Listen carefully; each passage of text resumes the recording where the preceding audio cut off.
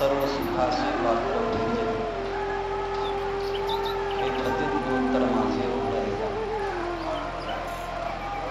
पवित्र सल्ला क्रीडांच्या तीरावर संतश्रेष्ठ ज्ञानेश्वर महाराज यांच्या प्राण संजीवन समाधीच्या सन्निकट अनेक संतांच्या साधकांच्या मुमुक्षूंच्या जिज्ञासूंच्या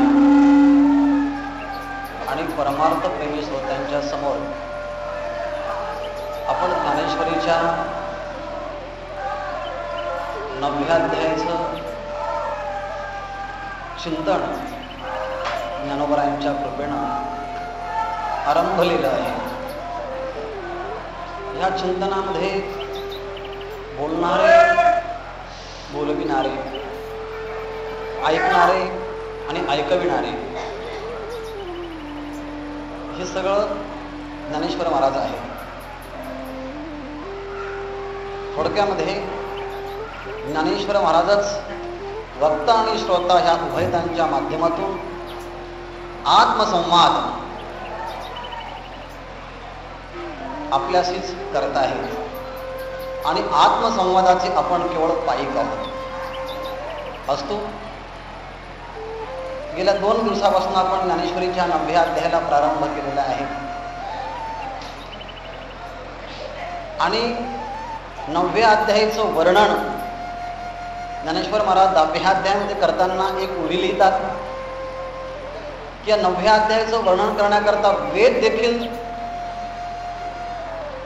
घाबरतोय. तो देखील पूर्णत्वाने 9व्या अध्यायाचं वर्णन करू शकत नाही. मग बिह्याला मी वाया गर्भ का करू? त्या स्वरूपाचं वर्णन 9व्या अध्यायाचं वर्णन वेद करू शकत नाही. त्या ठिकाणी मी वर्णन कसं करणार आहे? वेद देखील बिह्याला, पण तरी देखील मी 9व्या अध्यायाचं वर्णन करतो. तर 9हा अध्याय हा 9व्या अध्यायासारखाच आहे. राम रावण झुंजले कैसे या नियमाप्रमाणे ते राम रावण रावणासारखेच युद्धामध्ये झुंजिनले. त्याप्रमाणे 9व्या अध्यायामध्ये भगवंताचं आणि अर्जुनाचं जे काही बोलणं आहे ते कशा प्रकारचं आहे हे 9व्या अध्यायासारखंच आहे.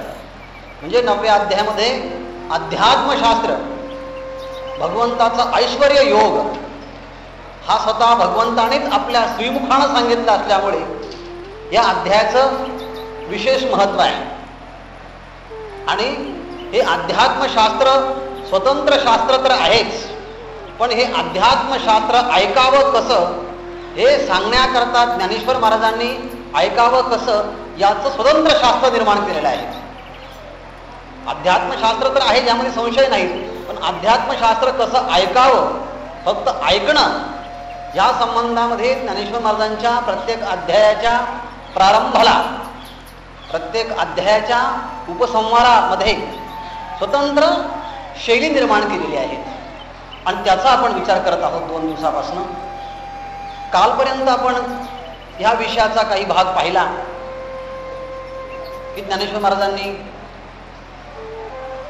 पहिल्या अध्यायामध्येच अवधारा, चित्त द्या, ऐका अशा शब्दांचा प्रयोग 9 वेळेस केलेला आहे.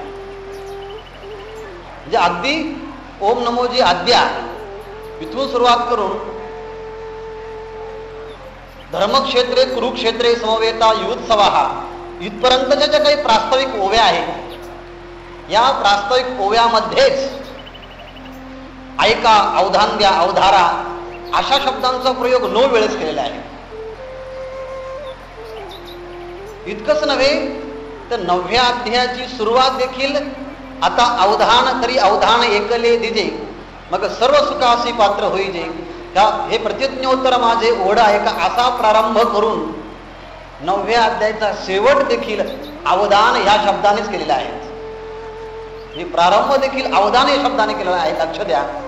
आणि या 9व्या अध्यायाचा उपसंहार देखील अवधान या शब्दानेच केलेला आहे. 13व्या अध्यायामध्ये प्रास्ताविक करताना ज्ञानेश्वर महाराजांनी अवधान द्या, लक्ष द्या, चित्त द्या अशा अनेक वेळेस शब्दांचा प्रयोग केला आहे. परंतु प्रत्येक वेळेस अवधान शब्दाचा प्रयोग करताना त्याचा अर्थ, त्याची भूमिका, त्याचं रूपक हे भिन्न भिन्न अर्थाने माऊलीने वापरलेले आहे. कारण का जेव्हा आपण या अवधान लक्ष द्या त्याला शास्त्र असं म्हटलेलं आहे, तेव्हा प्रत्येक शब्द एका अर्थाने वापरला नाही, माऊलींनी वेगवेगळ्या अर्थाने वापरलेला आहे. जर आपण काही अध्यायांचं चिंतन कालपर्यंत केलं, काही अध्यायांचं चिंतन जर सूक्ष्म रूपानं धावत्या वेगानं जर करायचं ठरलं तर ज्ञानेश्वर महाराजांचं चिंतन 18व्या अध्यायापासून जर मागून करायला सुरुवात केलं तर ज्ञानेश्वर महाराज म्हणतात तैसा प्रबंध हा श्रवणी.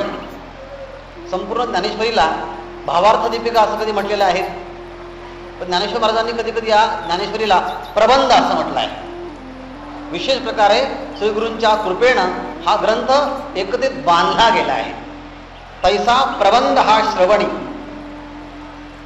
हा प्रबंध तुमच्या श्रवणापर्यंत जरी गेला, कानापर्यंत गेला, लागत खेव समाधी आणि ज्ञानेश्वरीचे शब्द, त्यातलं वैशिष्ट्य नुसते कानापर्यंत जरी गेले तर लागत खेव, लागता बरोबरच समाधी आणि जर रोज रोज ऐकण्याचा प्रयत्न केला तर काय होईल? माऊली म्हणतात ऐकल्या ही वाखाणी काय व्यसन न लवी. जर आपण रोज रोज ज्ञानेश्वरीचं श्रवण केलं तर व्यसन लागणार नाही का बरं? आणि व्यसन लागतं याचं प्रत्यंतर म्हणजे सगळे ह्या ठिकाणी बसलेले आहेत.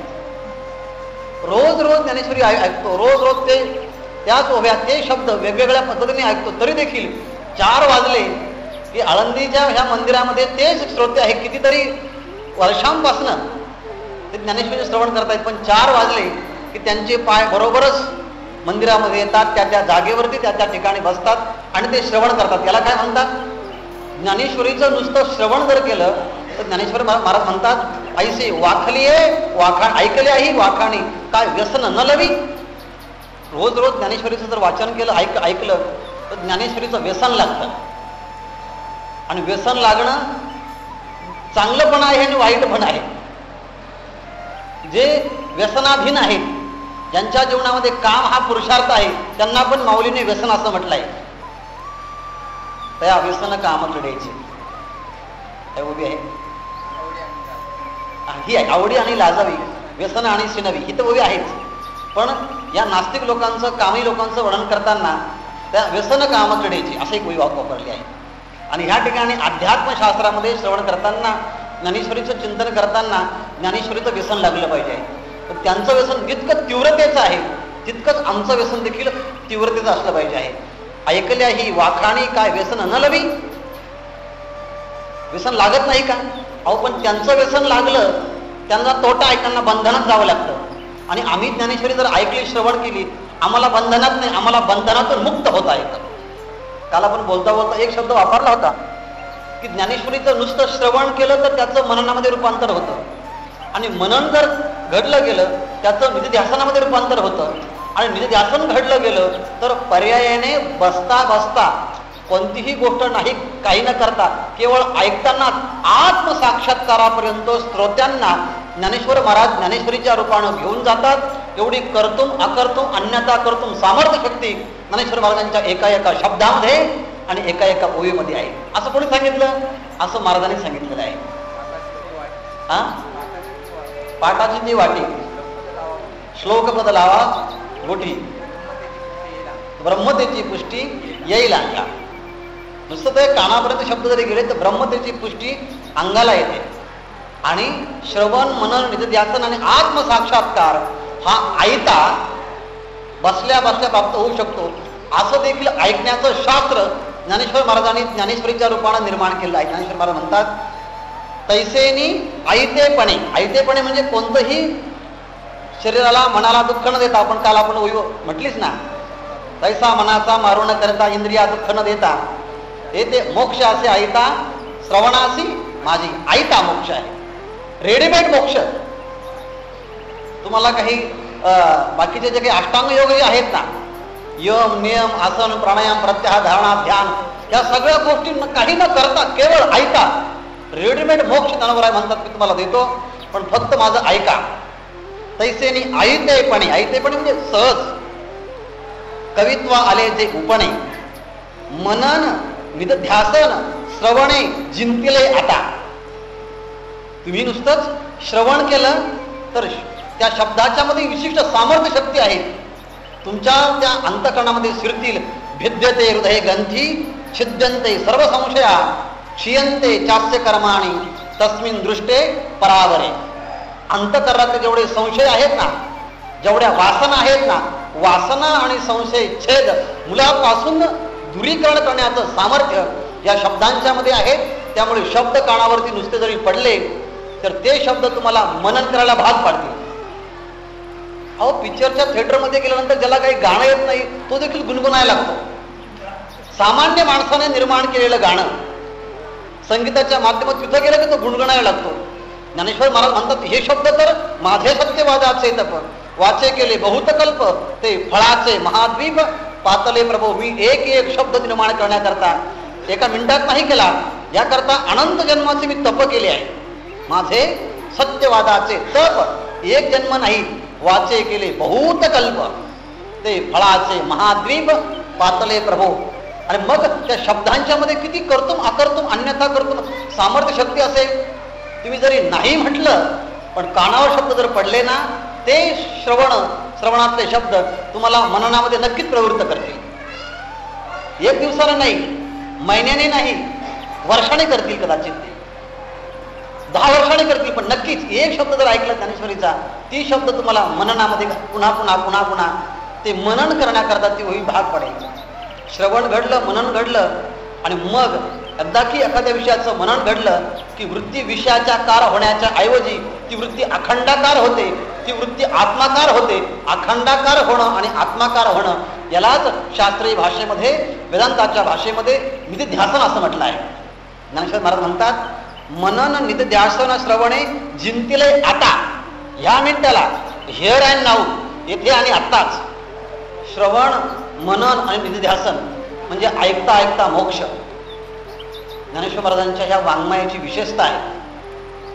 बाकीचे तुम्हाला वेदांताचं श्रवण करावं लागेल, मनन करावं लागेल, निधिध्यासन करावं लागेल, तत्वपदार्थ शोधन आणि मग आत्मसाक्षात्कार.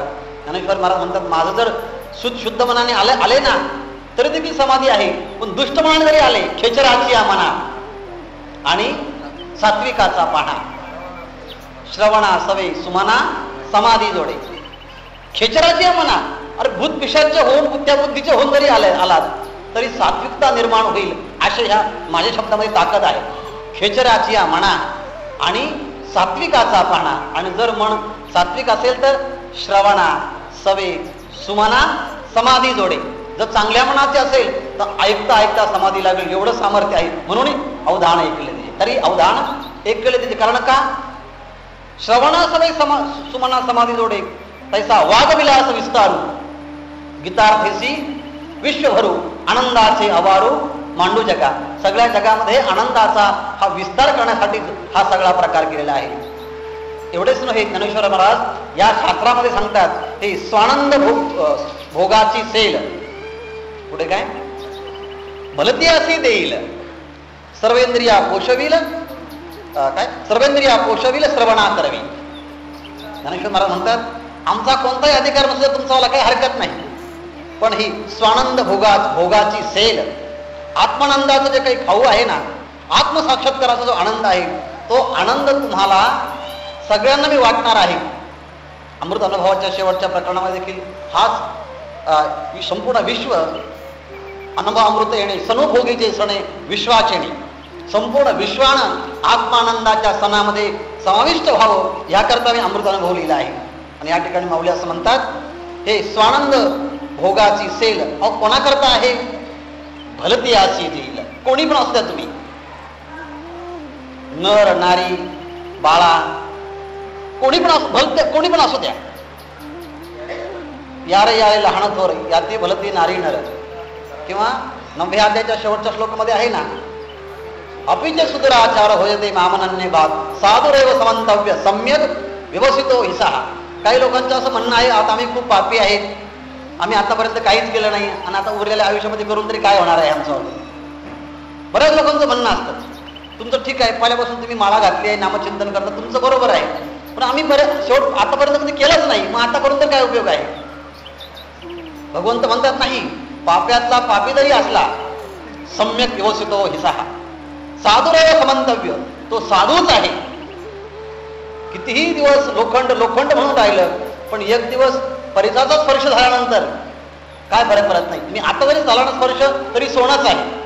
आणि म्हणून कोणत्याही भूमिकेत या शब्दांच्या मध्ये सामर्थ्य आहे. तुमचं सामर्थ्य नाही, तुम्ही म्हणाल की नाही नाही नाही नाही आम्हाला कसं जमणार आहे, आमच्याकडून होणं शक्य नाही. ज्ञानेश्वर महाराज म्हणतात, एक वस्तू सामर्थ्य शक्ती नवलक आहे. तुमचं सामर्थ्य नाहीये, हे शब्दांचं सामर्थ्य आहे. की या ओव्यांचं सामर्थ्य, एक वस्तू सामर्थ्य शक्ती नवलक आहे. नवल आणि आश्चर्य करण्याचं कारण काही नाही. मुखे आती भारती जरी लाभे सिद्ध सरस्वती, हे याप्रमाणेच ओवी आहे की ही वस्तू सामर्थ्य शक्ती नवलक आहे.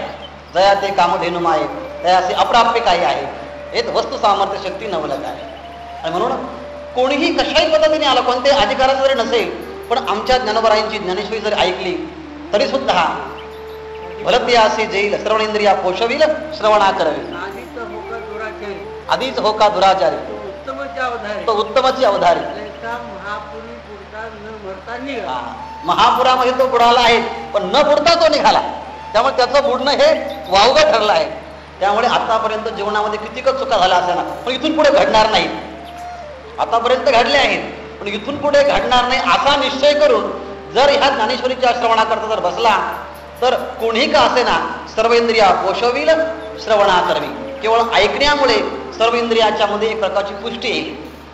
उपनिषदांच्या मध्ये असं एक श्लोक आहे, सर्व इंद्रियाणाम जरयंती तेजा.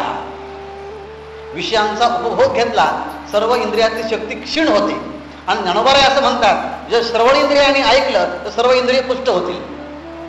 म्हणजे सर्व इंद्रियांना पुष्ट करण्याचं सामर्थ्य या ओव्यांच्या मध्ये आहे, ऐकण्यामध्ये आहे. आणि भोगाच्या मध्ये सर्व इंद्रियांचं सामर्थ्य नष्ट करण्याचं आहे.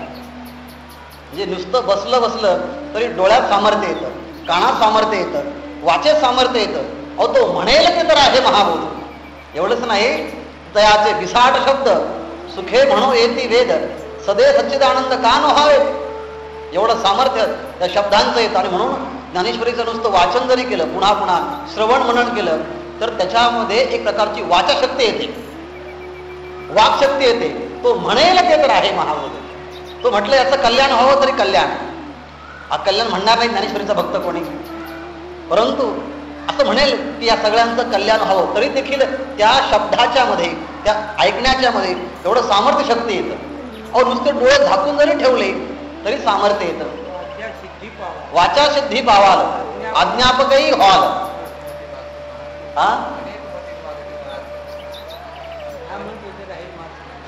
तुम्ही जे म्हणाल ते त्या ठिकाणी होईल, एवढं सामर्थ्य शक्ती त्या मनात. म्हणून कोणा करता भलती अशी देईल. एवढंच नाही, 18व्या अध्यायामध्ये ज्ञानोबा पुढे जाऊन सांगतात, शेवटच्या मध्ये आहे ना, जेव्हा व्यासांचं शिष्य संजय जेव्हा अत्यंत मोठ्या हात वर करून उद्गाराने सांगतो की मला मोठं भाग्य आहे, माझं मोठं भाग्य आहे की व्यासांची माझ्यावरची कृपा आहे, त्यामुळे भगवंताचं आणि अर्जुनाचा संवाद मला प्रत्यक्ष पाहायला भेटला आणि सांगायला भेटला. त्यामुळे त्याचे हे आत्म उद्गार आहेत संजयाचे. संजय असं म्हणतो, ऐकताची ते गोठी. धर्मक्षेत्र आणि कुरुक्षेत्रावरती भगवंताचं दिव्य बोलणं ऐकता ऐकता व्यासांच्या कृपेने ते बोलणं मला ऐकायला भेटलं. त्यामुळे ऐकताची ते गोठी ब्रह्मत्वाची पडली मिठी. ज्याला जीवो ब्रह्मही वनापरा, मी आत्मा आहे, मी सच्चिद आनंद स्वरूप आहे, ह्या स्वरूपाची जाणीव होण्याकरता यासाठी तप, यासाठी जप, व्यासही अमुक ग्रंथ केले, यासाठी संत पाय हे सेवावे. या सगळा हा प्रकार कशासाठी आहे? आत्मसाक्षात्काराकरता आहे. पण केवळ तो आत्मसाक्षात्कार ज्ञानोबराय म्हणतात, ऐकताची ते गोठी ब्रह्मत्वाची पडली मिठी, मी तू पणेसी दिठी विरोणी गेली. मी आणि तू, तू आणि मी, हा जो मी तूपणा जो आहे ना, ऐसे अवमतीच्या लवड सवडी, हा जो मी आणि तूपणा आहे, हा मी आणि तूपणा, संकुचितपणा, परिच्छिन्नपणा अंतःकरणाचा तो नष्ट होतो आणि ब्रह्मत्वाची म्हणजे मी सगळ्या चराचरामध्ये मीच भरलेलो आहे, अशी व्यापक भूमिका संतांची होती आणि संतांचे वचन ऐकणाऱ्यांची तीच होती. बाप भाग्य माझे हे वृत्तांत सांगावयाचे व्याजे, कैसा रक्षलो मुनिराजे श्री व्यासदेवी. आणि म्हणून आपल्या जीवनामध्ये कोणातरी एका संतांचा सहवास असावा. तो सामान्य जरी दिसायला असला पण त्यांच्यामध्ये असामान्यत्व असतं. आणि जेवढे आतापर्यंत संत होऊन गेले ना, ते दिसायला सामान्यच होते, पण त्यांच्या कर्तृत्वानं, त्यांच्या आशीर्वादानं पुढे झाल्या घटना ह्या असामान्य घडलेल्या आहेत. म्हणजे सगळे मोठे मोठे लोक सामान्यच असतात, कारण त्यांच्यामध्ये असामान्यत्व हे दडलेलं असतं. ज्ञानोबा म्हणतात, तुम्हाला असं वाटेल मी एवढं सांगतो, मला फायदा काय आहे? सांगू का फायदा? तया अक्षरातील भाव पाववीन तुमचा ठाव, ऐका म्हणे ज्ञानदेव निवृत्तीचा. तुम्हाला तुम्ही जर गीता स्वतंत्र मनाने वाचली तर गीतेवरती शेकडो व्याख्या आहेत. कारण का भगवंताचा बोलण्याचा भाव कोणाला कसा कळेल सांगताच येत नाही. जसजशी तुमची बुद्धी असेल, जसजशी भावना असेल, तसं तुम्हाला ते भगवंताचं बोलणं दिसेल. पण नेमका बोलण्याचा भाव काय आहे हे जर कळायचं असेल तर माझं बोलणं ऐकावं लागेल. आणि म्हणून त्या अक्षरातील भाव पाववीन तुम्हा ठाव, ऐका म्हणे ज्ञानदेव निवृत्तीचा. ज्ञानेश्वर महाराज म्हणतात, तुम्हाला मी तर देईलच देईल, पण तुम्ही सगळे श्रोते आहे ना, माझ्याकडे अवधान द्या असं जे म्हणतोय, याचा सगळ्यात मोठा फायदा माझा आहे. कारण का तुम्ही जे बसले श्रोते सामान्य नाही. तुमच्या ठिकाणी जप तप अनुष्ठान, खूप अनुष्ठान घडलेले आहेत. आत्मसाक्षात्काराला पोचले सगळे श्रोते आहेत.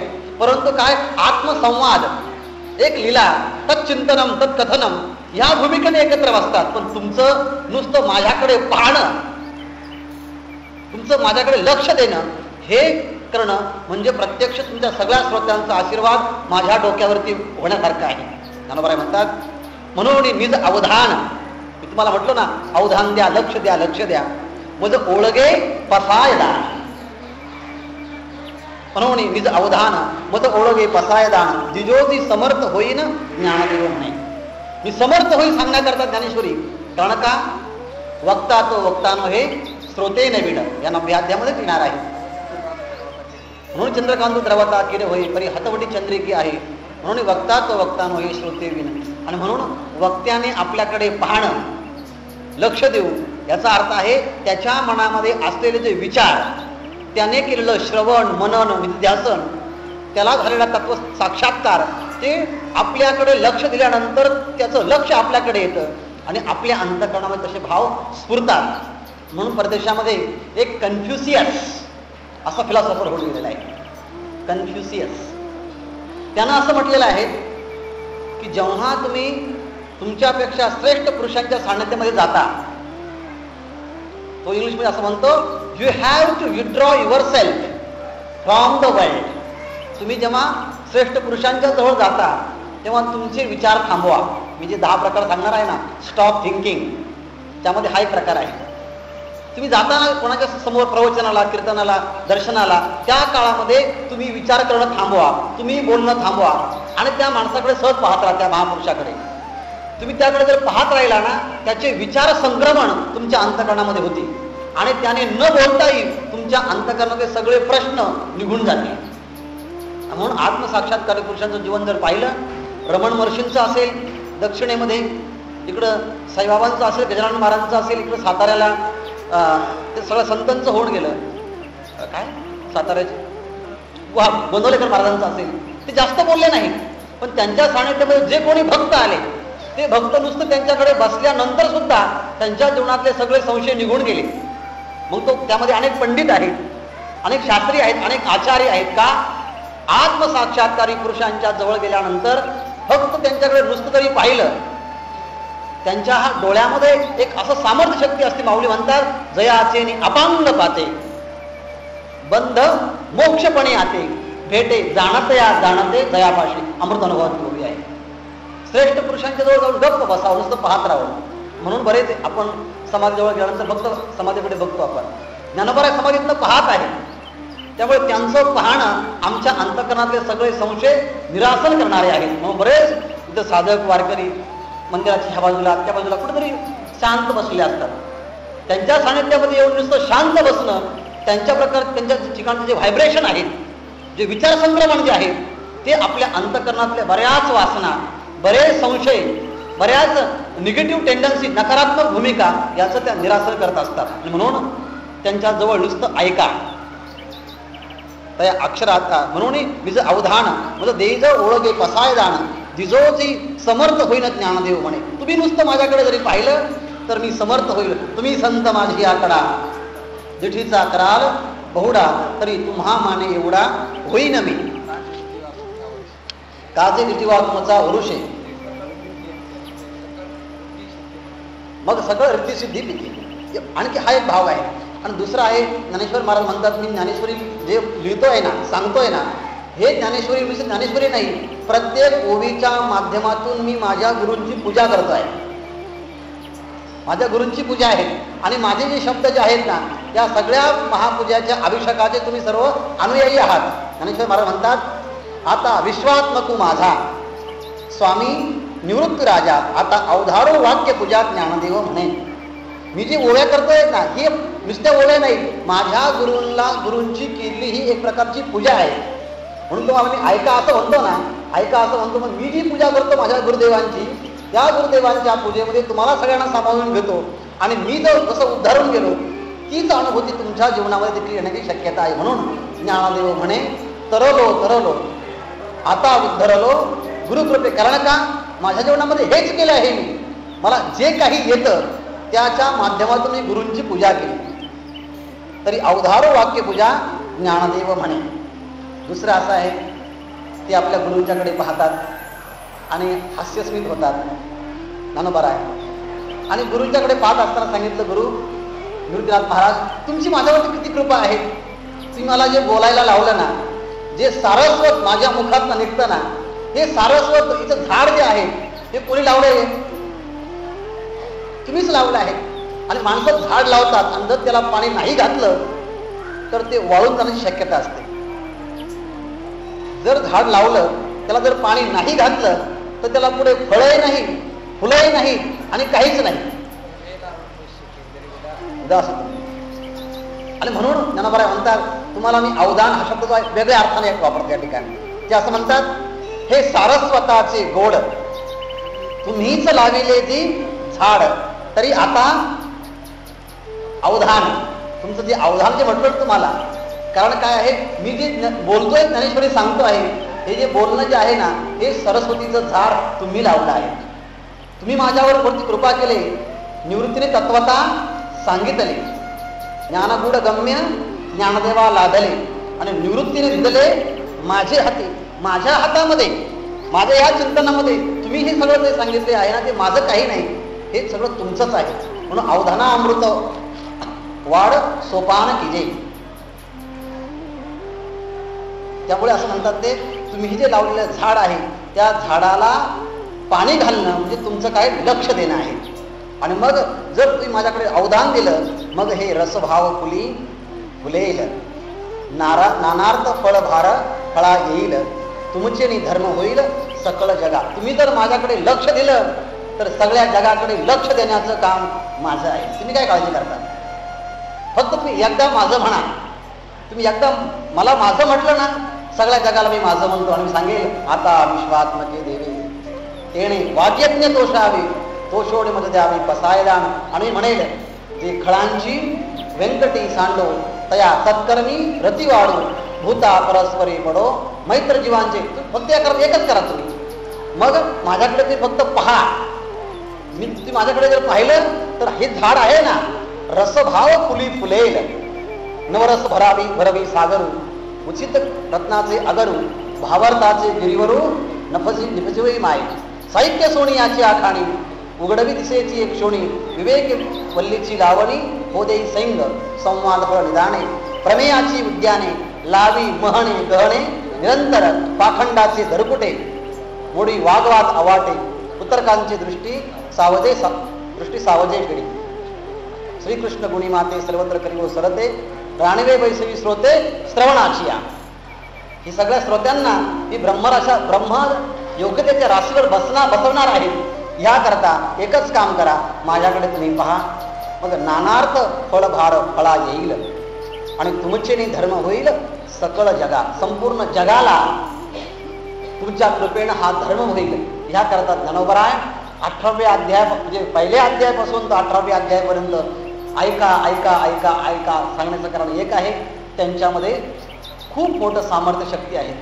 एखाद्या माणसाला टायफॉइड व्हावा, खूप दवाखान्यात जावा, पण काही बरा होईना. शेवटी डॉक्टर बघतो, रक्त तपासतो आणि सांगतो त्याला टायफॉइड नाही, त्याला दुसऱ्या प्रकारचा रोग झालेला आहे. आणि मग तो एक इंजेक्शन देतो आणि एका इंजेक्शननी सगळा रोग बरा होतो. त्याप्रमाणे ज्ञानेश्वर महाराज म्हणतात, तुम्ही जर जप तप अनुष्ठान जर केले, नाना साधनांच्या केल्या, खटपटा परिणत्याभोवती याच्या दारवंटा, जाणो जाता जाणीव घाली आडफाटा, योगाभ्यासे सिद्धिरोधिताती वाटावं. हा सगळा अभंग बघून घ्यायचा. सगळ्या साधना जर केल्या तर तुम्हाला त्यापासून कदाचित विपरीत साईड इफेक्ट होण्याची शक्यता आहे. आणि म्हणून कोणताही साईड इफेक्ट न होता जसं आयुर्वेदिक दवा माणसाला मुळापासून सगळा रोग बरा करतो, त्याप्रमाणे ब्रह्मत्वाची पुष्टी येईल अंगात. एवढं सामर्थ्य माझ्या या शब्दांच्या मध्ये असल्यामुळे मी तुम्हाला सांगतो, त्या म्हणप्रमाणे ऐका. तरी अवधान एकले दिजे. आता मी अवधान असं म्हटलं आहे. ऐकणं हे 6 प्रकारचं आहे. ज्याला आधुनिक लोक जे म्हणतात ऐकलं पाहिजे ऐकलं पाहिजे ऐकलं पाहिजे, ते ऐकणं देखील 6 प्रकारचं आहे. आधुनिक भाषेमध्ये त्याला पहिलं जे ऐकणं असं म्हणतात, त्या आधुनिक भाषेमध्ये त्याला म्हटलं जातं सुपरफिशियल लिसनिंग, म्हणजे वरवरचं ऐकणं. वरवरचं ऐकणं म्हणजे काय? मंदिरामध्ये आपण आलो आहे, स शब्द कानावरती पडला आहे, हा मी ऐकलं, तुमचं प्रवचन चालू होतं, सांगा बरं काय म्हटलं, ते नाही ऐकलं. म्हणजे काय? शब्द कानावरती पडले पण माझ्या मनामध्ये माझे स्वतःचे विचार चालू होते, त्यामुळे तुमचे शब्द मी ऐकल्यासारखे ऐकले, पण तुमच्या शब्दामध्ये काय ऐकलं हे माझ्या लक्षात नाही. तेव्हा हे जे ऐकणं आहे ना, या ऐकण्याला म्हणतात की सुपरफिशियल ऐकणं, म्हणजे वरवरचं ऐकणं. हे एक श्रवण आहे. दुसरं जे आहे ना, त्याला फोकस लिसनिंग असं म्हणतात. म्हणजे पूर्ण एकाग्र हो. जे समजा एखादी ओवी आपल्या पाठ असेल, एखादी ओवी पाठ असते, पण त्या पाठ असलेल्या त्या ओवीमध्ये एखाद्या शब्दाचा अर्थ नेमका आपल्याला माहिती नसतो. आणि बऱ्याच वेळा आपण ऐकून सुद्धा तो अर्थ काही आपल्या डोक्यात आलेच नसतो. आणि म्हणून ती ओवी ऐकत असताना संपूर्ण ओवी आपण लक्ष नाही. ओवी ऐकत असताना हा शब्दावरती जेव्हा येतो तेव्हा त्या शब्दाचा अर्थ नेमका काय सांगतो हे सांगण्याकरता जेव्हा आपण त्या ओवीकडे लक्ष देतो त्याला म्हणतात की फोकसिंग लिसनिंग. जसं एखादा लाईट, मर्क्युरी लाईट असतो, फोकस दिला जातो, त्याप्रमाणे श्रवण करत असताना त्या शब्दातला एखादा अर्थ केवळ आपल्या वाक्यावरती व्हावा ह्याकरता जे ऐकणं आहे ना, त्याला म्हणतात की फोकसिंग लिसनिंग. म्हणजे एका शब्दावरती फोकस करणं, लक्ष केंद्रित करणं, आणि लक्ष केंद्रित करून ते ऐकणं. आणि बाकीचे लक्ष शब्द माहितीच असतात, फक्त तो शब्द माहिती नसतो. तो शब्द ऐकला का हा आता मला अर्थ कळाला. हे जे ऐकणं आहे ना, या ऐकण्याला म्हणतात की फोकसिंग लिसनिंग. दुसरं आहे ॲप्रिसिएटिव्ह लिसनिंग. म्हणजे काय? जी गोष्ट आम्हाला माहिती आहे, एखादा दृष्टांत सांगितला, वा वा काय सुंदर दृष्टांत सांगितला, किती आम्हाला आवडलं ते, आतापर्यंत सगळं प्रवचन ऐकलं, पण तो दृष्टांत तुमचा अप्रतिम आहे. शब्द फेक, त्याचे हावभाव, या सगळ्या गोष्टीला भुलून जाऊन त्याला ऐकत राहणं, त्याला म्हणतात की ॲप्रिसिएटिव्ह लिसनिंग. छान बोललात तुम्ही बरं का, तो दृष्टांत छान सांगितला, ते प्रमाण अतिशय योग्य सांगितलं, माझ्या मनामध्येच होतं, पण तेच तुम्ही सांगितलं, खरोखर तुमचं खूप पाठांतर आहे. म्हणजे आपल्या मनातला भाव वक्त्याच्या मुखात जर आला तर ऐकणारा आणखी दुप्पट लक्ष देऊन ऐकतो. हा भला जाणीतला भाव माणूस माझा. श्रोते असं म्हणतात, वा वा वा तुम्ही काय बोलले, हेच आमच्या मनामध्ये होतं आणि तेच तुम्ही बोलला. त्याला जे म्हणतात ना ॲप्रिसिएटिव्ह लिसनिंग. मी जे म्हणालो होतो परवा की ऐकण्याचे सगळे प्रकार आधुनिक लोकांनी सांगितले, पण सगळेचे सगळे प्रकार ज्ञानोबारायांनी मागच्या पुढच्या संदर्भामध्ये केव्हा ना केव्हा सांगून ठेवलेच आहे. त्याला म्हणतात की ॲप्रिसिएटिव्ह लिसनिंग. दुसरं आहे इव्हॅल्युएटिव्ह लिसनिंग. म्हणजे काय? मूल्यांकन करणं. हा ज्या अर्थी त्यांनी हा शब्द वापरला आहे, मीही अध्ययन केला आहे, त्या शब्दाचा अर्थ आणि ह्या शब्दाचा अर्थ बरोबर आहे, त्याचा अर्थ त्यांनी तो ग्रंथ वाचला असला पाहिजे. ज्या अर्थी अनुमान शब्द वापरला आहे त्या अर्थी यांचं नैयायिक काही झालं असलं पाहिजे. कर्मकांडाचा सांगितला विचार, मी कर्मकांड थोडा अभ्यास केला असला पाहिजे बरं का. नंतर कधी चारवाक सांगितला, जैन सांगितला, अहो यांचं दार्शनिक अभ्यास असला पाहिजे. आणि म्हणून एखादा वक्ता बोलता बोलता सगळे संदर्भ देत जातो आणि सगळे संदर्भ दिले गेले.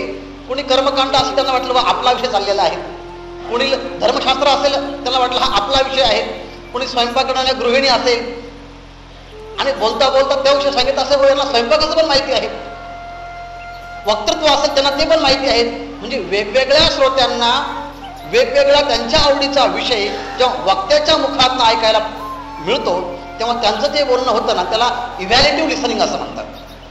हे सगळं सांगत आहे. आणि दुसरं जे आहेत ना, बाकीच्या श्रोत्यांना काही माहिती नाही, आम्हाला काही घ्यायचं नाही, काही नाही, आम्हाला फक्त ब्रह्मसाक्षात्कार व्हावा एवढंच लक्ष आहे. याकरता सर्व इंद्रियाचे कान करून जेणेकरून आम्हाला आत्मबोध होईल आणि आमच्या अंतःकरणातले सर्व संशय निरसन होईल, याकरता लक्षपूर्वक जे ऐकतात ना त्याला म्हणतात की अटेंटिव्ह लिसनिंग. अटेंटिव्ह लिसनिंग म्हणजे काय? मनाच्या कानी ऐकावे, जे मनाच्या कानाने ऐकतात ते. बोल बुद्धीच्या डोळा देखावे, साठो वाटे घ्यावे चित्ताच्या. ही जी आपण काल ओळी पाहिली, बोल बुद्धीच्या डोळा देखावे, मनाच्या कानी ऐकावे, मनाच्या कानी ऐकावे, बोल बुद्धीच्या डोळा देखावे, जे साठो वाटे घ्यावे चित्ताच्या. म्हणजे तुम्ही मला चित्त द्या, मी तुम्हाला मोक्ष देतो. म्हणजे मोक्षा करता श्रवण करणं त्यालाच अटेंटिव्ह लिसनिंग असं म्हणतात. आणि दुसरं जे आहेत ना, हा बोलतो काय याला महत्व नाही, हा सांगतो काय याला महत्व नाही, शास्त्र सांगतो यालाही महत्व नाही. खूप लोक शिकलेले आहेत, खूप लोकांना वक्तृत्व शैली पण येते, पण बोलताना याच्या डोळ्यात पाणी येतं का? बोलताना याच्या व्यक्तिमत्वामध्ये अष्टसात्विक भावाचा आविर्भाव होतो का? बोलता बोलता हा याचं बोलणं परतत्वाला स्पर्श करतं का? ह्या भूमिकेने जेव्हा श्रवण करता त्या वक्त्याकडे पाहतो आणि पाहता पाहता बोलणाऱ्याच्या जर डोळ्यातनं पाणी येत असेल, कंटिन्यू काय हृदय प्रगटे रामरूप काय प्रमाण आहे ते? नयनी नीर लोटे, कंठी प्रेम दाटे, हृदय प्रगटे रामरूप. त्याच्या ज्याचं बोलता बोलता कंठ दाटून येतो का? डोळ्यातनं पाणी येतं का? त्याच्या शरीरावरती रोमांच भाव निघतो का? हा कधी बोलता बोलता सद्गतीत होतो का? असं जर होत असेल तर केवळ हा सगळा भाव पाहण्याकरता काही श्रोते ऐकतात. त्याला आधुनिक भाषेमध्ये इम्फॅथेटिव्ह लिसनिंग असं म्हणतात. इम्फॅथेटिव्ह लिसनिंग म्हणजे अष्टसात्विक भावाचा आविर्भाव त्या वक्त्याच्याकडनं होतो का? म्हणजे असं हे सगळे सहाही प्रकार ज्ञानेश्वर महाराजांनी ज्ञानेश्वरीमध्ये श्रवणाच्या रूपाने सांगितलेले आहेत. हा जो शेवटचा प्रकार आहे ना, रोमांच होतो, हा संजयाचं वर्णन करताना 8व्या अध्यायामध्ये तच्च संस्मृत्य या श्लोकाच्या खालचे ज्या ओव्या आहेत, हा सगळ्या ओव्या संजयाच्या मध्ये ऐकता ऐकता रोमांच आलेले आहेत. म्हणजे आधुनिक विचारवंतांनी जे विचार सांगितलेले आहे श्रवण करण्याच्या बाबतीमध्ये, ते सगळेचे सगळे विचार 700 वर्षापूर्वी ज्ञानेश्वर महाराजांनी सांगून ठेवलेले आहेत. आणि म्हणून त्यांनाही त्यांच्या विचारामध्ये काही आणखी भर घालायची असेल तर ते देखील ज्ञानेश्वरीचं श्रवण करून भर घालू शकतात. आणि म्हणून पहिलं जे आहे ना सुपरफिशियल लिसनिंग, दुसरं जे ॲप्रिसिएटिव्ह लिसनिंग, नंतर आहे फोकस लिसनिंग, नंतर इव्हॅल्युएटिव्ह लिसनिंग, नंतर अटेंटिव्ह लिसनिंग, आणि शेवटचं सांगितलं जे आहे इम्फॅथेटिव्ह लिसनिंग, रोमांच होणं, कंठ सद्गतीत होणं. आणि असं सगळं ऐकल्यानंतर वक्ता आणि श्रोता त्या महाबोधामध्ये डुंबून जातात. याची ग्वाही ज्ञानोबरायांनी 18व्या अध्यायाच्या शेवटच्या ओव्यांच्या मध्ये खूप विस्तारपूर्वक सांगितलेले आहे. आणि हे ऐकता ऐकता ऐकणाऱ्यांच्या डोळ्यात देखील पाणी आल्याशिवाय राहत नाही, जो सात्विक असेल तर. एवढा मोठा हा भाग याच्यामध्ये आहे. आणि म्हणून ज्ञानोबराय सांगतात सगळे हा प्रकार आहे ना तुम्हाला सहज फुकट आयता रेडीमेड होणार आहे. आणि म्हणून तरी अवधान एकले विजय, आणि मग सर्व सुखासी पात्र होईजे, हे प्रतिज्ञोत्तर माझे उघड आहे का. आणखी काही श्रवणातले काही दोष आहेत, अडथळे आहेत. या अडथळ्यांचं निराकरण हवं याकरता ज्ञानोबराय म्हणतात तरी अवधान एकले दिजे. या किती अडथळे आहेत? शारीरिक अडथळे आहेत, मानसिक अडथळे आहेत, सांस्कृतिक अडथळे आहेत, सगळे अडथळे आहेत. पहिला जो अडथळा आहे ना, शारीरिक अडथळे, त्याला काय म्हणतात की फिजिकल डिस्ट्रॅक्शन किंवा फिजिकल बॅरियर्स. काय आहे फिजिकल म्हणजे शारीरिक अडथळे? ऐकू येत नाही.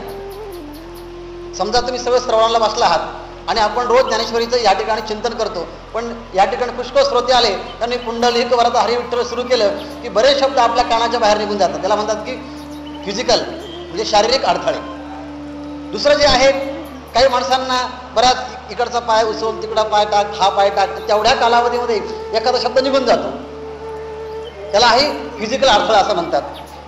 दुसरं असं आहे, कधी कधी मान, कधी कधी पाठ, कधी कधी हात हे खूप थकतात आणि तेव्हा आपलं लक्ष शरीराच्या ते व्यंगाकडे जातं आणि तेव्हा देखील आपलं ऐकणं हे बंद पडतं.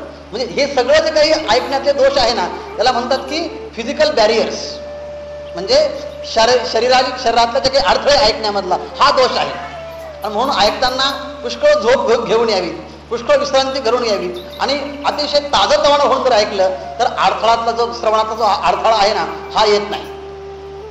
म्हणजे हा जो पहिला प्रकार आहे त्याला म्हणतात की फिजिकल बॅरियर्स. बऱ्याच होतच, शारीरिक क्षमता माणसाच्या कमी होतात, म्हणून हाही अडथळा दूर व्हावा याकडे जनावर म्हणतात तरी अवधान ऐकले दिली. दुसरं जे आहे ना, मानसिक अडथळे. कधी कधी काय होतं, घराच्या काही अडचणी असतात, कोणीतरी बोललेलं असतं आणि मग इथं येऊन ऐकायला सुरुवात केली की लगेच ती आठवतं सगळं. नव्हती असं करायला नव्हतं पाहिजे, पण काय संबंध त्यांचा, पण आता ऐकलं तर काय जाऊ दे, आता काय हरकत नाही. अरे पण तू ऐकायला बसला आहे ना, ऐकायला समोर बसलेला आहे, पण मन तिकडे घेऊन जात आहे. आणि मग याला म्हणतात की इमोशनल बॅरियर्स, भावनिक अडथळे. आणि कधी कधी काय होतं, बोलणारा बोलता बोलता एखादी ओळी चुकीचं म्हणतो आणि एखाद्याची ओळी ज्ञानेश्वरी पाठ असते, तर वाटतं काय बसला आहे तिथं आणि हा चुकीचं ज्ञानेश्वरी म्हणतोय, ओळी चुकीची सांगतोय. म्हणून ऐकायला बसला आहे श्रोता म्हणून, पण अंतःकरणामध्ये वक्त्याची चूक घडल्या गेल्यामुळे त्या श्रोत्याच्या मनामध्ये काम, क्रोध निर्माण होतो. नीट बोलता येत नाही, बसाव कशाला त्या ठिकाणी त्याने. मग अंतःकरणामध्ये हा भावनिक उद्रेक येतो आणि भावनिक उद्रेक आला की त्याच्या त्या भावनेमुळे त्याचं ऐकणं बंद पडतं, असं पण होतं. आणि कधी कधी वक्त्याचा आणि श्रोत्याचा कधीतरी संबंध द्वेषाचा असतो, बाहेर कधी घडलेला, आणि तोच नेमका बोलायला बसलेला असतो. माहिती मला किती तो शहाणा आहे, माहिती त्याला किती येतं, मला माहिती त्याचं किती ज्ञान आहे, मला माहिती त्याला काही येत नाही. असं ही भावना जर असेल वक्त्यांची आणि श्रोत्यांची, तरी देखील त्या श्रोत्याच्या मनामध्ये चुकीची भावना निर्माण होऊन त्याच्यामध्ये श्रवणामध्ये दोष येण्याची शक्यता असते. हा सगळा जो दोष आहे ना, भावनिक अडथळे आहे. दुसरे जे आहे त्याला म्हणतात की कल्चरल अडथळे, म्हणजे सांस्कृतिक अडथळे. काय आहे, एखादा जर हिंदू धर्माचा असेल तो प्रामाणिकपणे ऐकाल, आणि एखादा जर दुसऱ्या धर्माचा असेल, बघा हे लोक असे आहेत, मंदिरामध्ये बसताना असे चुकीचे विचार सांगतात. म्हणजे एखादा चुकीचा धर्माचा एखादा मनुष्य आला असेल आणि तो इतर धर्मियांचं ऐकत असेल, तेव्हा त्याचं म्हणणं ऐकण्याकरता त्याचं मन तयार नसतं, तर शरीर तयार नसतं, फक्त यांच्या बोलण्यात काय दोष आहे असं चुकीचं सांगतात. म्हणजे इतर धर्मीय जेव्हा एखाद्या दुसऱ्या धर्मातल्या लोकांचं ऐकणं प्रवचन ऐकत असेल, तेव्हा देखील या सांस्कृतिक फरकामुळे ऐकण्यामध्ये दोष निर्माण होतो. म्हणजे फिजिकल बॅरियर्स आहे, इमोशनल बॅरियर्स आहे, कल्चरल बॅरियर्स आहे, सगळे अडथळे आहेत. म्हणून अडथळे म्हणजे हे सगळं ऐकत असताना श्रवणकर्त्यांनी कोणताही संदर्भ लावू नये. हा आपला नातेवाईक आहे का, काही आहे का, काही नाही, हा व्यास आहे, जे आहे ना व्यास गादी आहे बस. बोलणारा जो आहे कोणा याला महत्व नाही, तो गादीवरती बसला आहे ना, नारदांची गादी आहे ना, व्यासांची गादी आहे ना, माऊलींचे शब्द सांगतोय ना.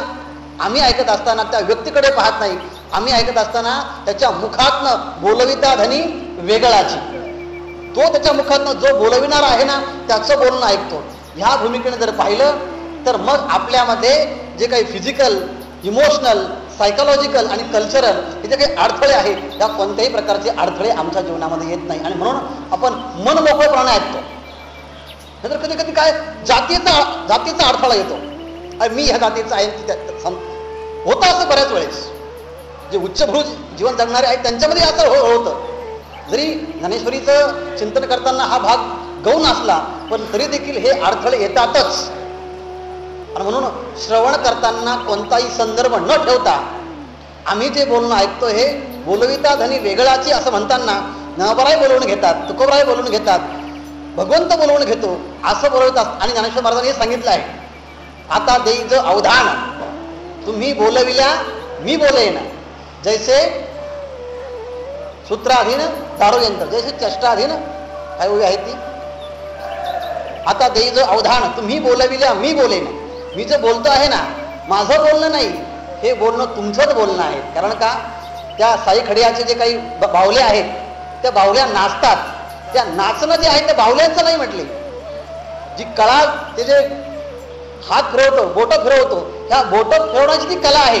तेव्हा बोलणारा जो आहे ना, ती बोलणाऱ्याची कला नाही.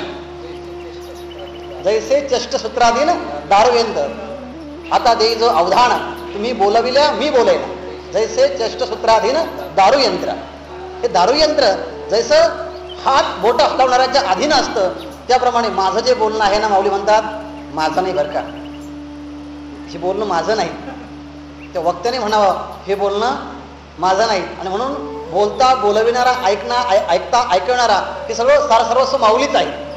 तेव्हा हे माऊलीचं बोलणं मी ऐकत आहे, ह्या भूमिकेने जर ऐकलं तर ते शब्द श्रोत्याच्या अंतःकरणामध्ये विशिष्ट परिणाम करवितात, आष्टी सात्विक भाव आणतात, विद्यते हृदय ग्रंथी छिद्यंते सर्व संशया ह्या भूमिकापर्यंत नेतात, सात्विकाच्या मनाला समाधीपर्यंत ते पोचवतात.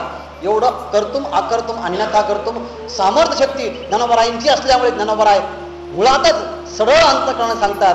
तरी अवधान ऐकले दिजे मग सर्व सुखाशी पात्र होईजे, हे प्रतिज्ञोत्तर माझे ओढ ऐका. आता सर्व सुख म्हणताना विषयामध्ये जे काही वेगवेगळे सुख आहेत, त्या वेगवेगळ्या सुखांना सर्व सुख असं म्हणत नाही, तर सर्व सुख यालाच ब्रह्मसुख असं म्हणतात, याला आत्मसुख असं म्हणतात.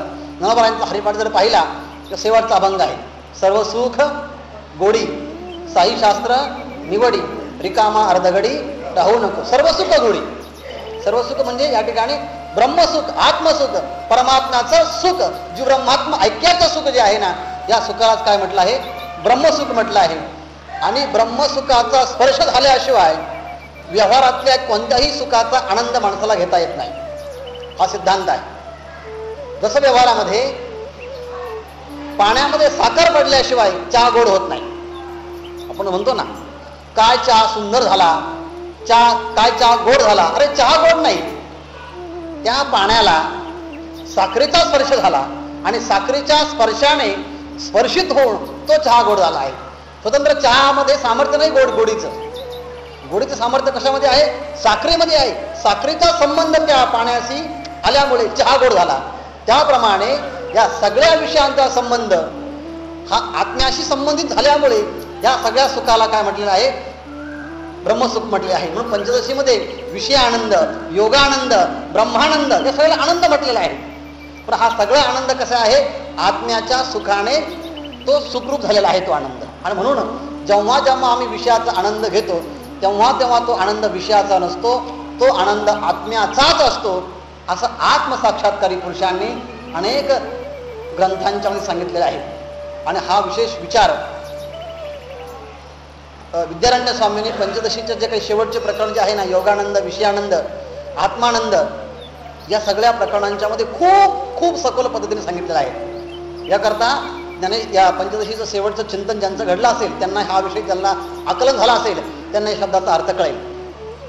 हे सगळं चिंतन घडताना ज्ञानेश्वरीमध्ये किंवा अनेक विद्वानांनी एक चिंतन सांगितलं आहे. ते असं म्हणतात की जेव्हा आम्ही विषयाचा आनंद घेतो तेव्हा विषयाच्या आनंदाच्या काली सुद्धा तो आत्म्याचाच आनंद असतो.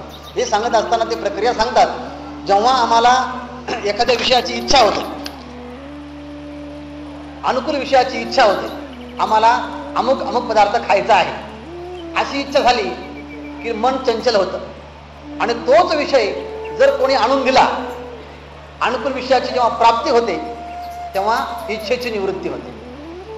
म्हणजे अनुकूल विषयाची प्राप्ती झाली की मग तेवढ्या त्या एक क्षणपर्यंत इच्छेची निवृत्ती होते. अनुकूल विषयाची प्राप्ती, इच्छेची निवृत्ती, आणि इच्छेची निवृत्ती झाली की अंतःकरणाची स्थिरता होते. अंतःकरण स्थिर होतं आणि अंतःकरण स्थिर झालं की आत्मानंदाचं भान होतं. म्हणजे अनुकूल विषयाची प्राप्ती, इच्छेची निवृत्ती, अंतःकरणाची निवृत्ती, इच्छेची निवृत्ती, आणि आत्मानंदाचं भान, ह्या चारही घटना, 4-5ही घटना युगपत होतात, एकाच वेळेस होतात. आणि त्यामुळे असं वाटतं की आम्हाला भेटलेला आनंद हा विषयाचा आनंद आहे, आम्हाला भेटलेला आनंद या पदार्थाचा आनंद आहे, आम्हाला भेटलेला आनंद या गोष्टीचा आहे, या वस्तूचा आहे. पण वस्तूमध्ये माणसाला आनंद देण्याचं सामर्थ्य नाहीच, कारण ती जड आहे, निर्जीव आहे. निर्जीव आणि जड वस्तू माणसाला आनंद देऊ शकतच नाही. मग भौतिक आनंद असेल, शारीरिक आनंद असेल, मानसिक आनंद असेल किंवा बौद्धिक आनंद असेल, कोणताही आनंद घ्या तुम्ही. स्थूल विषयामध्ये लोळणारे माणसं भौतिक आनंद घेतात, त्याला शारीरिक आनंद म्हणतात. त्यापेक्षाही ज्या मनाच्या स्तरावर जगणारे जे आहे ना ते मानसिक आनंद घेतात. त्याहीपेक्षा पुढचा जो आनंद आहे ना तो बौद्धिक आनंद घेतात. आणि त्याहीपेक्षा पुढचा जो आनंद आहे ना त्याला आनंदमय कोशाचा आनंद म्हणतात. म्हणजे चित्ताच्या विक्षेपरहित अवस्थेमध्ये जो आनंद प्राप्त होतो त्याला आनंदमय कोशाचा आनंद म्हणतात. हा सगळा जो आनंद आहे ना हा सगळा आनंद आत्मानंदच आहे. म्हणजे आत्मानंदाचाच हा परिपाक या आनंदामध्ये होत असतो. त्यामुळे विषयाचा आनंद घेताना सुद्धा तो आत्म्याचाच आनंद आहे. पण आत्म्याचा आनंद घेता येत नाही म्हणून सामान्य माणसाला विषयाच्या वस्तूंचा अवलंबन घ्यावे लागतात. सगळं अवलंबन, कोणाला चहा प्यावा लागतो, कोणाला मिश्री लावावी लागते तो आनंद घेण्याकरता, कोणाला काही पाहावं लागतं, कोणाला काही जावं लागतं, कोणाला काही ठिकाणी काही व्यंग असतात. कारण का तो आनंद घेण्याकरता काहीतरी आलंबन असल्याशिवाय घेता येत नाही. पण जे महापुरुष असताना सगळ्या आलंबनाचा त्याग करतात आणि अंतःकरण वृत्ती आत्मस्वरूपामध्ये स्थिर करतात. यालाच गौडपादाचार्यांनी अस्पर्श योग म्हटलेला आहे. अस्पर्श योग अशी साधना करा की साधना करताना कोणत्याही गोष्टीचं आलंबन न करता ते मन आत्मस्वरूपामध्ये स्थिर करण्याचा प्रयत्न करणं, म्हणजे भौतिक वस्तूचा स्पर्श न करता, कोणतंही आलंबन न घेता आत्मस्वरूपामध्ये अंतःकरण वृत्ती स्थिर करणं, त्याला गौडपादाचार्यांनी अस्पर्श योग असं म्हटलेलं आहे. गौडपाद कारिकेमध्ये मांडुक्य उपनिषदाच्या वरती जी काही गौडपाद कारिका लिहिली 100 श्लोकांची, त्यामध्ये 4 प्रकरणं आहेत. आणि त्या 4 प्रकरणाच्या मध्ये अद्वैत प्रकरण नावाचं एक स्वतंत्र प्रकरण आहे. आणि त्या अद्वैत प्रकरणाच्या मध्ये शेवटचा हा श्लोक आहे. त्याला सांगितलं आहे अस्पर्श योग, म्हणजे कोणत्याही स्पर्शाचं आलंबन न करता आत्म्याचा आनंद घेणं, त्याला म्हणतात की अस्पर्श योग. आणि म्हणून हा जो अस्पर्श योग आहे त्या अस्पर्श योगाचा आनंद केवळ तुम्ही ऐकण्याकडे लक्ष दिल्यानंतर त्या सुखाला पात्र होण्याची क्षमता ऐकण्यामुळे होते. ज्ञानावराय म्हणतात तरी अवधान एकले दिजे हे साधन साध्य काय, मग सर्व सुखाशी पात्र होईल. तुम्हाला पात्रता निर्माण करावं लागणार नाही, पात्रता मी निर्माण करून देतो, वेगळं करावं लागणार नाही, पात्रता निर्माण करावं लागणार नाही.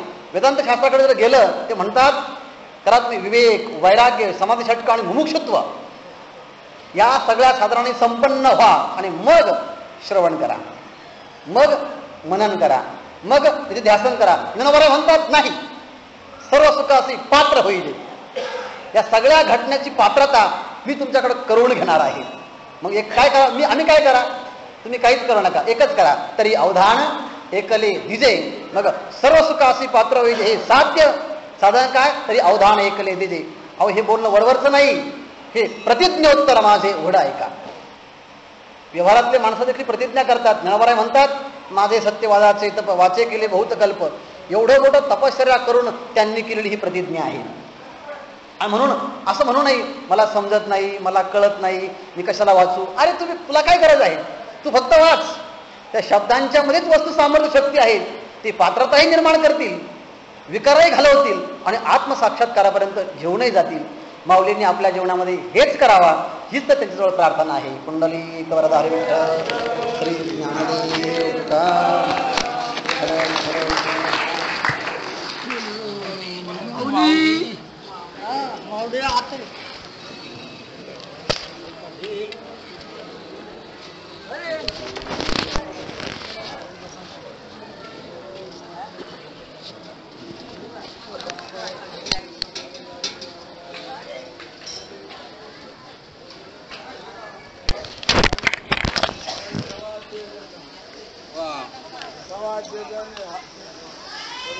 दर्शन करू ना.